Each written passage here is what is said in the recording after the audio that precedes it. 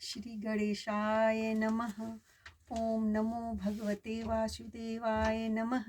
ओम नमः शिवाय। हमारे YouTube चैनल पर आप सभी का स्वागत है। नमस्कार दोस्तों, आज भाद्र कृष्ण गणेश चतुर्थी व्रत कथा का वर्णन करूंगी, जिसमें राजा नल की कथा कही गई है। पार्वती जी गणेश जी से पूछा कि हे पुत्र, भादो कृष्ण चतुर्थी को संकटनाशक चतुर्थी कहा गया है, अतः उस दिन का व्रत किस प्रकार से किया जाए, मुझे समझाकर बताइए। गणेश जी ने कहा, हे माता, भादो कृष्ण चतुर्थी सब संकटों की नाश करने वाली, फलदायक एवं संपूर्ण सिद्धियों को देने वाली है।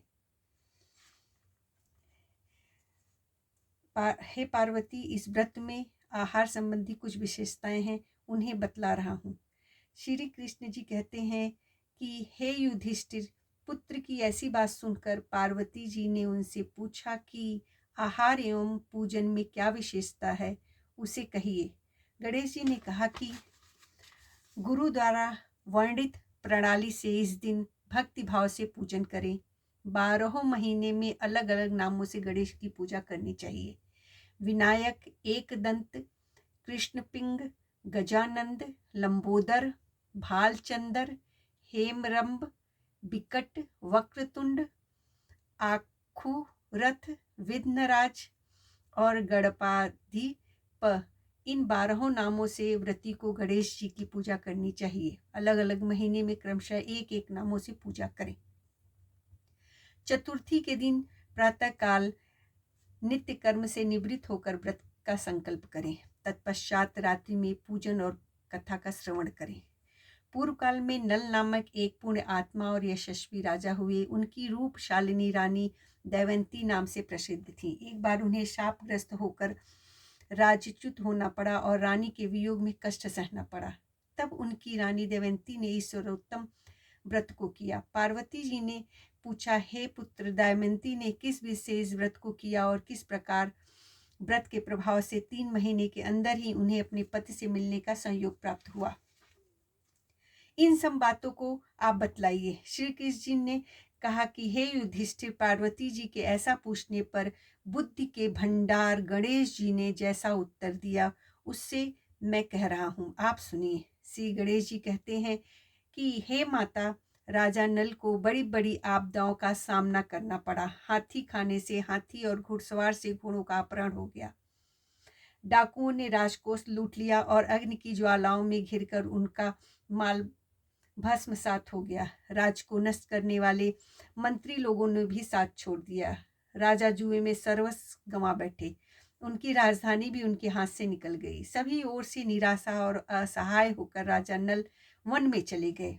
वन में रहते समय उन्हें दमयंती के साथ अनेक कष्ट झेलने पड़े। इतना होते हुए भी उनका रानी से वियोग हो गया। तत्पश्चात राजा किसी नगर में सईस का काम करने लगे। रानी किसी दूसरे नगर में रहने लगी तथा राजकुमार भी अन्यत्र नौकरी करने लगा।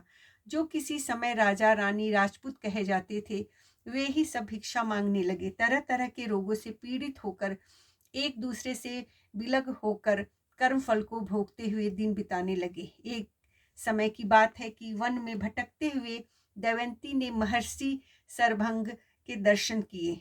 उसने उनके पैरों पर नतमस्तक हो हाथ जोड़कर कहा। दमयंती ने पूछा, हे ऋषिराज, मेरा अपने पति से कब मिलन होगा? किस उपाय से मुझे हाथी घोड़े से युक्त घनी आबादी वाली नगरी मिलेगी? मेरा भाग्य कब लौटेगा? हे मुनिवर, आप निश्चित रूप से बतलाइए। श्री गणेश जी कहते हैं कि दमयंती का यह उत्तम प्रश्न सुनकर सरभंग मुनि ने कहा कि हे दमयंती, मैं तुम्हारे कल्याण की बात कह रहा हूँ। सुनो, इससे घोर संकट का नाश होगा। यह सब कामनाएं पूर्ण करने वाला एक शुभदायक है। भादो मास की कृष्ण चतुर्थी संकट नाशक कही गई है। इस प्रकार नर नारियों को एक दंत गजानंद की पूजा करनी चाहिए। विधि पूर्वक व्रत एवं पूजन करने से हे रानी, तुम्हारी संपूर्ण इच्छाएं पूरी होंगी। 7 महीने के अंदर ही तुम्हारा पति से मिलन होगा। यह बात मैं निश्चय पूर्वक कहता हूँ। गणेश जी कहते हैं कि सरभंग मुनि का ऐसा आदेश पाकर दैवंती ने भादों की संकटनाशिनी चतुर्थी व्रत प्रारंभ किया और तभी से बराबर प्रतिमास गणेश जी का पूजन करने लगी। 7 ही महीने में हे राजन, इस उत्तम व्रत को करने से उसे पति, राज्य, पुत्र और पूर्वकालीन वैभव आदि की प्राप्ति हो गई। श्री कृष्ण जी कहते हैं, हे पृथा पुत्र युधिष्ठिर, इस प्रकार इस व्रत को करने से आपको भी राज्य की प्राप्ति होगी और आपके सभी शत्रुओं का नाश होगा। यह निश्चय ही हे राजा, इस प्रकार मैंने सभी व्रतों में उत्तम व्रत का विधान बताया। यह सब कष्टों का नाश करता हुए आपके भाग्य की वृद्धि करेगा।